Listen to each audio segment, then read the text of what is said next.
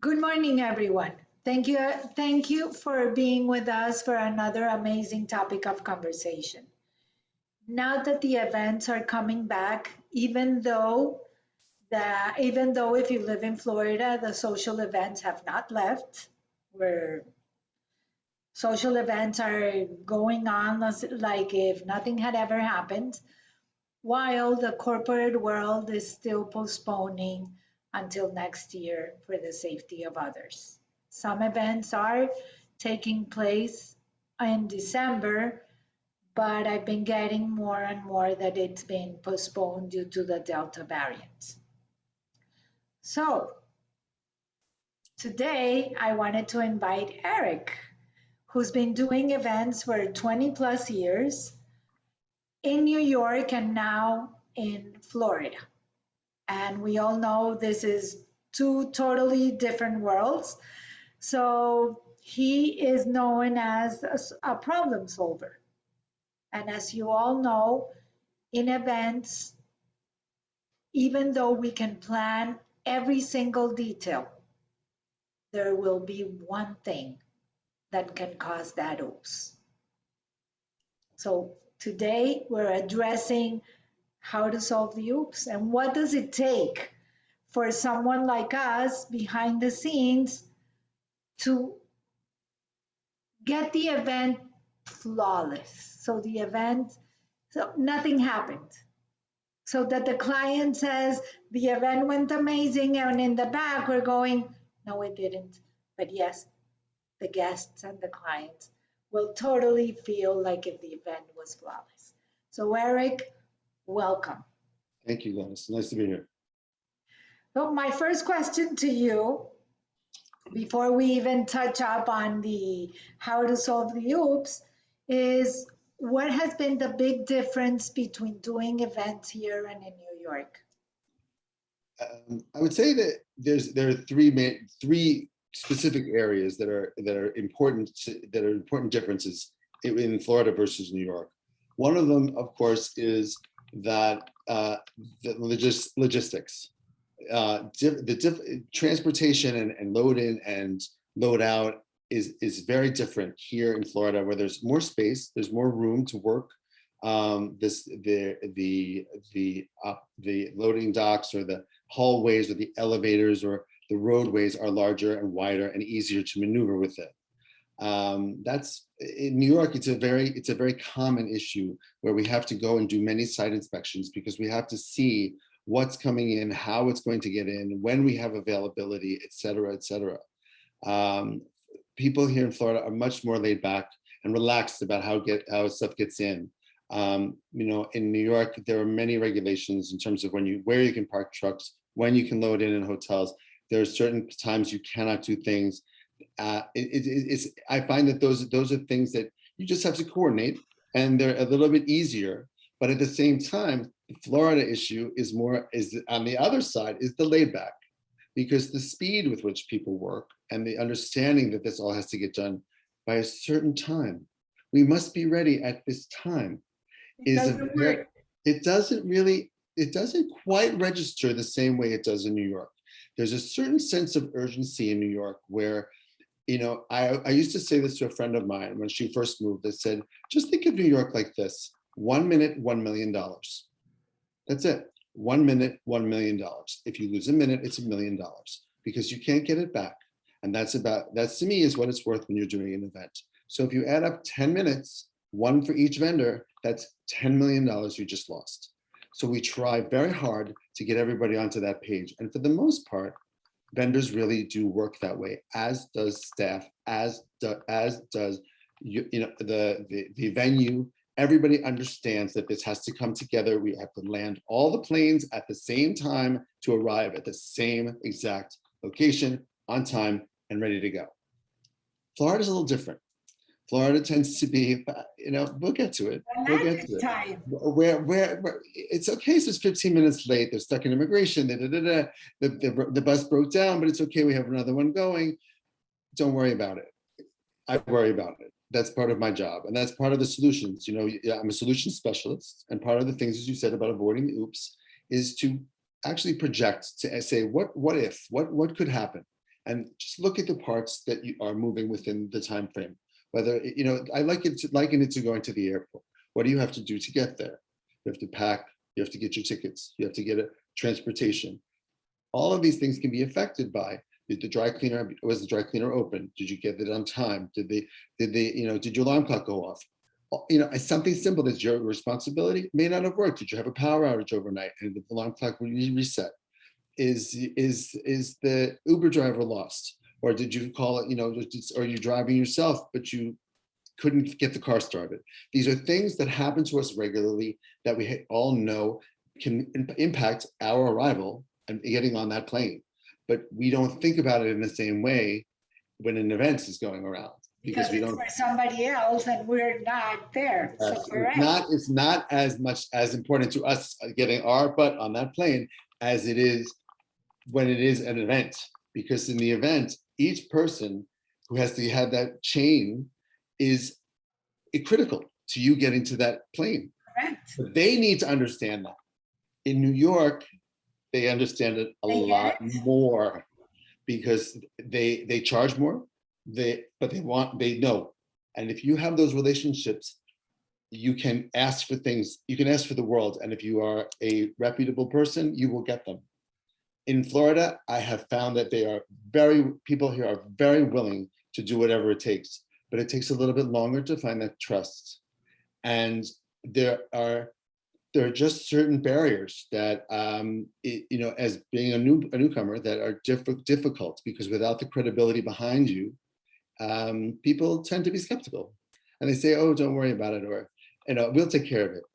I don't do "we'll take care of it." I want to see it done, and then I'm okay with that. So you I'm a little tougher. Professionalism. Yes, well, I'm a little tougher, and I've noticed, for example, it's something I work now for a firm that does catering, and I have worked at another company that did catering before the pandemic. And depending on the level, this is directly related to the Florida market. It depends on pay, and the pay scale here is very different than it is in New York, and the quality of personnel is directly correlated to the amount you're willing to pay. It is unfair to pay people less than what you should be paying because you can, because people will accept the work here, but it's not okay that they have to drive 2 hours to get to the job site, there and back. That part is not being paid for. Yeah, with that part's not being paid for. I mean, if you have a party in South Beach and your wait staff is coming from Homestead, or your wait staff is coming from Davie, or your wait staff is coming from Fort Lauderdale, because that's where they know the workers in Miami and South Beach, they'll drive there. But they have $15 worth of parking. They have an hour's drive down, an hour's drive back in traffic. And like 3 hours of right, it's 3 hours, and of their pay. If somebody's being paid $15 or $16 an hour as a waiter, it's a huge difference than in New York, where you $2.75 on the subway and you get on, you get there. And I find that it does severely impact the quality and the quantity of workers, because as you get lower, you get different levels of experience, and that's the key. There's people that are very willing, and there's nobody here who isn't taking a job that doesn't want to do the best job possible, but they don't always know. The experience level, they're young, they're inexperienced. You need to train them. Yes, and there's a lot of youth here. There's a lot. New York has a lot of people in the industry for a very long time. I did work in there for 20 years, and I ran into the same players in the same industries, whether it's lighting and sound or decor or florals. You know everybody, and it's 20 million people, and you know every single person in the industry because you've run into them 12,000 times. And the staff know you at certain venues because they know who you are, or the caterers know who you are. But now with the lack of labor, the problem is training that people. Yes, the problem is both training and having and paying. And also, I will tell you, I speak Spanish, and I speak fairly well. It is critical when working in our industry that somebody on your staff is bilingual, without a doubt, because I could not function in my capacity here in this city without speaking Spanish. It is simply not possible. I have some workers from Haiti. They speak French. I speak French. I have other workers from many Latin countries. I speak Spanish. I have people that only speak Spanish.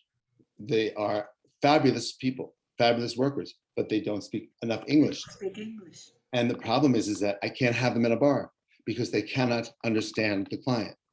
And if they're a bartender and somebody asks for a rum and coke, they may not understand. And so I need to, these are things I cannot predict when the staff arrives. And it's something I find out when I'm on site. And so I divide and conquer. It's a different challenge than it is in New York, but it's also the Was eagerness. for the venues, the getting into a small elevator. Oh, I had one just Sunday that this was something that is typical of New York, but it was like, it's typical. It was not typical of Miami, but it actually happened. We had a venue. The kitchen was on the second floor. The event was on the fourth floor. There was one elevator for all of the load-in, plus all of the staff, plus all of the guests. And the guests started arriving an hour and a half early. Oh, and we had to move. In Florida, it's always an hour and a half late. Well, I was under the impression that the event was to start at 4:45, except that the event people told the invitees that it was 3:30. So maybe because they thought they were going to come in later, so they gave them. And they were on time. An hour before, and they got and even early. So while we were still setting up, people were coming out of the elevator into a room that was half set, and the people running the party were. I wouldn't say happy. I would say they were a little frustrated that this was happening, and we were on time, but we couldn't get it done fast enough because the guests were already arriving. And then there was a problem with load-in because you can't move stuff when the elevator stopped to let people on and off with strollers and guests with gifts and things. You work it out. It's a challenge. We used a lot of stairs. I ran up and down the stairs quite a bit and orchestrated. That's part of solving that problem. Yeah, you have to think, there are stairs. In every building, there are stairs. But here people don't think about stairs. No, they don't. The elevator, they stop. I took the stairs the entire evening, 4 to 1, 4 to 2, 2 to 3, 3 to 4. I kept going up and down because I couldn't wait for the elevator. And it made a difference, a huge difference in the way things ran. What has been the biggest challenge in doing events here? Doing events here? I really honestly have to say that the language barrier for me, and not just for me, in terms of being able to have the flexibility of staff, that it's not a barrier to me, and it's not in any way shape, but it can be for someone who's not bilingual or who's not, who does not speak Spanish. There are certain people, for example, when you need to take orders at a dinner and you're taking a chicken or fish. I had a perfect example. Last week, I had a lovely waitress who was working, and she was just to serve drinks. And there were only 2 drinks, strawberry basil lemonade and a white mixed fruit sangria. You would have thought I had asked her to speak in Chinese because those things with signs printed in English, she could not, she was afraid. And I had no problem explaining to her, this is all you have to say, but it was still, she was afraid. And I want people to understand that nobody, we all were in this position. So we all know what it's like to be someone who's a stranger in somebody's house. Don't be afraid. Don't be afraid to ask questions. Don't be afraid to maybe make an oops about a language thing, but be proud of what you're doing and own it. And I think that part of this group here in Florida is people do things and they do them well, and they are proud of who they are. And Floridians are proud to be here. And we're proud to welcome so many people from all over the world all the time. Unfortunately, now we're not doing that, but we will. And the nice thing about this city, which is why I came here, is because it's as multicultural, if not more, than New York in a lot of ways. And it has a different rhythm and a different energy, but it's full of it. And it makes it so much more exciting. And so when I say these things, it's not in a negative way, it's just in a challenge. No, it's correct. The culture part is very different as well. Yes, and I will say that there's and they're in the different cultures, you have to understand between the cultures. I have learned so much of the differences between somebody from one country as opposed to another country, as opposed to another country, because there are different ways that people think, like the way we would think in Europe or in the United States, in Canada and Mexico. But you're dealing with a whole United Nations on the floor of a venue at the same time. And even though everybody has a common language, it's not always a Not common the thought same. process. No, It's not the same correct. thought process because No, because for some, the table has to be beautiful because the presentation of food is so critical. To others, it's about being kind and being respectful. The woman who I was just speaking about, she called me sir. The entire night she called me sir, señor. And I said, please call me Eric, because I'm not that man. I'm your friend. I'm your colleague. I'm your assistant. I'm your helper. I'm your person to but go it's to. out of respect. It's out of respect, exactly. And I always give the polite form of all Spanish to the people that I work with, unless I create a relationship with them to go to the tu form, which is for me is familiar, but I almost always get usted back, But almost always out of respect. that is also And- cultural. Yes, Another yes, very cultural much. part is that if you have an American crowd, they're expected or they know and it doesn't bother them to go up and get their own drink. Yes, For the Latin crowd, they're expected to somebody come in and say, what do you want to drink? And how yes. do you want your drink and being served? Yes, and I have heard the difference in the way people speak to the staff, Oh, yeah. Latin to Latin or American to American, depending on where they're from and where and who and the country and the type of Spanish they speak. And there's social level. And again, I went into an event before COVID, and I am a Spanish speaking American, but I arrived at the event, and the woman who was running the event spoke to me in Spanish. Actually, was yelling at me in Spanish from the moment I arrived. I just answered. I didn't think about it because I knew it was a bridal shower and she wanted certain things done at this way and on this time, and it was okay. I roll with the punches, and that's one of the other things I was going to tell you. In order to avoid the oops, you got to smooth things over. Just come in with a smile. Come in with a smile. Come in chill. Never let them see you sweat, and always say, "Let me check. Or it can be done. Let me check. Five Let minutes. me check. Let me check. 5 minutes, I'll get back to you." In all honesty, that it cannot be done. But you will say to the person, let me check. It buys you time, and it allows you to think about your response. Because what is important to someone at that very moment may not be in 5 minutes. And No, a lot of correct. times, And for somebody doing an event, the level of anxiety is very high. it's very high. And And they don't know what goes behind the scenes to make it yes, happen. yes. And one of the things this is the second difference, another big difference. New York, when we're in the throes of install or breakdown, people's language is not exactly fabulous. We are very rough. We tend to be very curt and forward. New Yorkers are always that way. People think of us as rude. We're not rude. We just save our energy and we use our words. We pick the fewest amount of words because most people have to hear them and they have to understand. Here, it's more of an explanation. There's more of a whole paragraph of why we have to do something this way. And in New York, it's like, put it there, go over there, do this. And so you have to allow for time. You have to allow time for that, because you have to explain maybe more than once. Because people there's a long attention span and then there's a short one. In New York, it's very short, but here it tends to be. Because maybe the speed of what you said there, Yes. Well, it, like we talked about with training, I mean, if you said to a waiter, okay, it's a regular cover, 2 forks, 2 knives, put a fork and a spoon on top, plates down, glasses to the right, bread and butter to the left, let's go. They would know what to do in a New York, in a restaurant or in a venue in New York. here Here, you have to explain. you have to show them which fork, which knife, how it gets placed, where it gets placed, how the napkin gets folded, which plate goes down. And that's okay. But there's not that sense of experience that, there's even a leader or a captain that would take on that responsibility. There are less of that.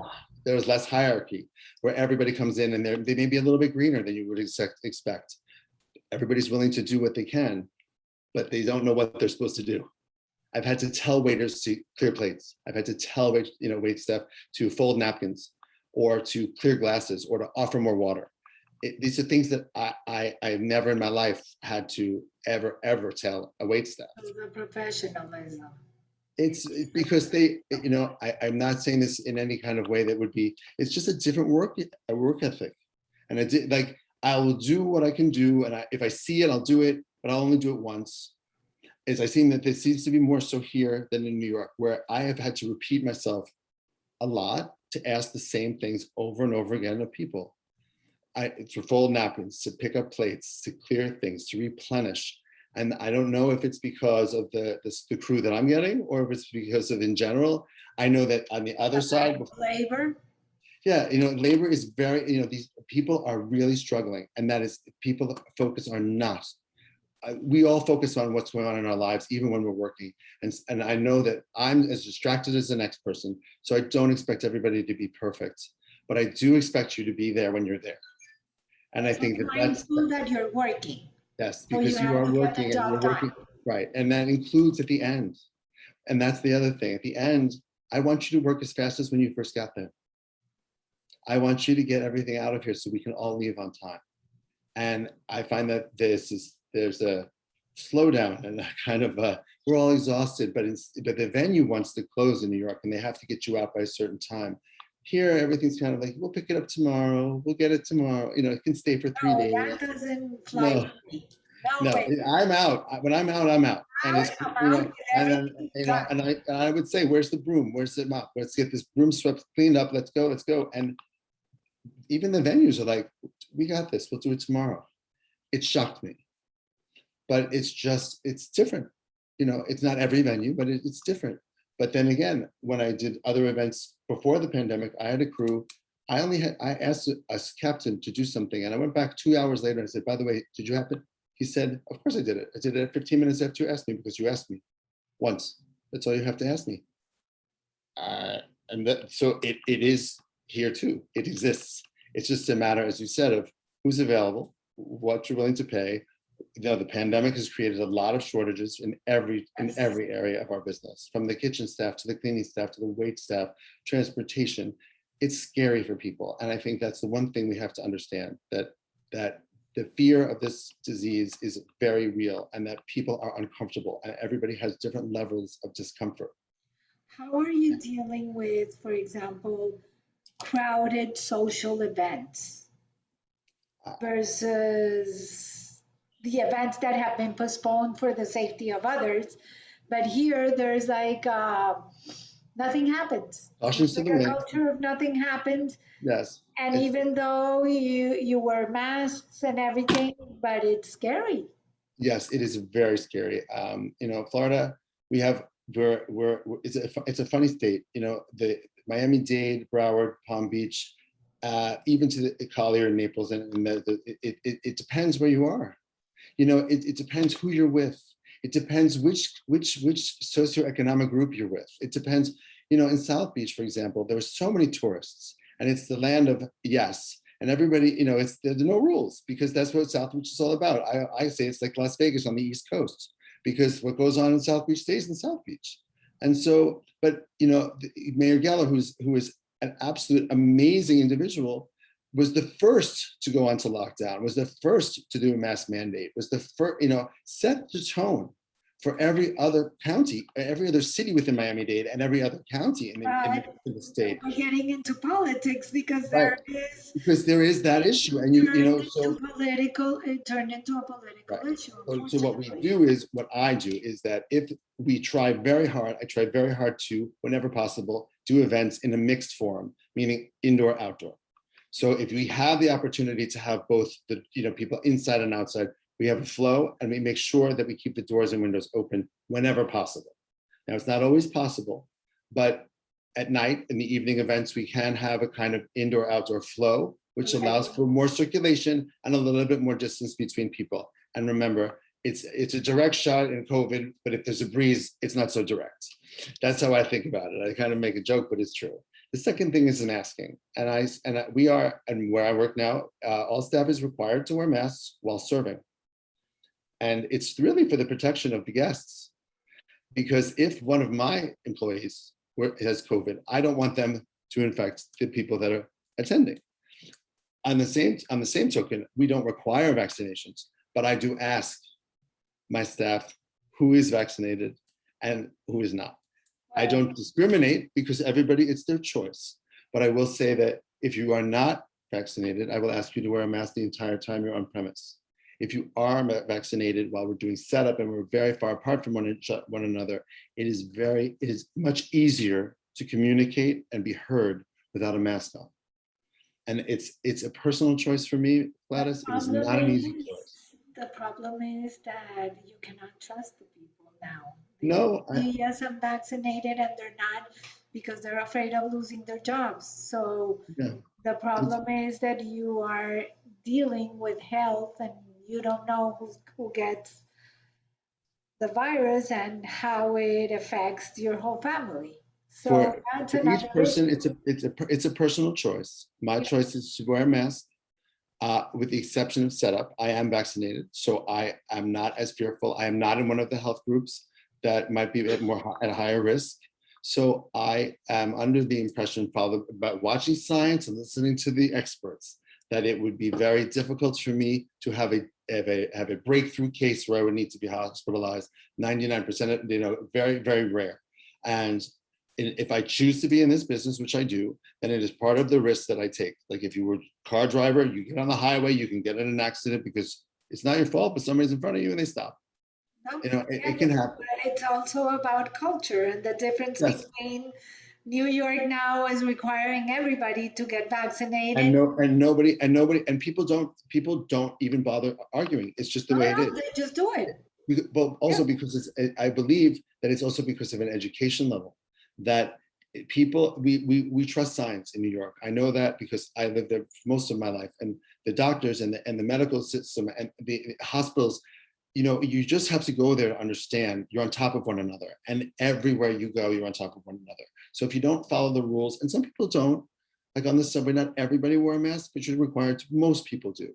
It becomes normal, it becomes routine. And instead of fighting it, we did that in South Florida too. Acceptance, because We did it in South Florida too. I take care of me, I take care of you. But we did it in South Florida too. I live on Biscayne Boulevard in the middle of Midtown, and I can tell you, I did not go into a single store, anywhere, or any restaurant without a mask on, and everybody else had one on too. Everyone in Publix had one on. Everyone at Home Depot had one on. There were people at the front door offering masks and hand sanitizer at Target. Nobody had a problem with that. But that's Miami-Dade, that's Broward, that's Palm Beach. It's very different in Naples. I was in Publix, no one had a mask on, except for the 3 EMS workers. And I said, I hope everybody else is vaccinated because they must know something we don't. Eric, our time is gone in a flash. Look at that. I liked about the difference in culture, so thank you so much. I just want to say it's a pleasure. To be continued, because we were missing the whole examples on the oops. That's for the next one. I will add one thing, and that is just think about all the moving parts and think about what could change something. And I'll give you a quick example. A projector that you have on your PowerPoint screen. I was on the island of Jamaica. I had a projector. We had a PowerPoint for a sales meeting for 2 days. I bought 2 extra projector bulbs and had them shipped. I brought them with me down to the island because if that projector went out, there was not another bulb on that island for 2 days. And if your meeting is over in 2 days, you're done. The whole thing goes out the window. So something so simple as a projector bulb can change a meeting of 45 people for a 3-day event offsite. And those are the types of things that even though you say it'll never happen, it's brand new, they'll tell you it's brand new, the bulb. I had 2 extra ones. And for the $40 it cost me to have the 2 bulbs, I could sleep at night because I wasn't bringing another projector, but I was bringing the bulb. Eric, thank you. Thank you, my love. Everyone, thank you so much. Stay well. Yes, please stay safe. Stay safe and see you next week. Bye, everyone. Smiles.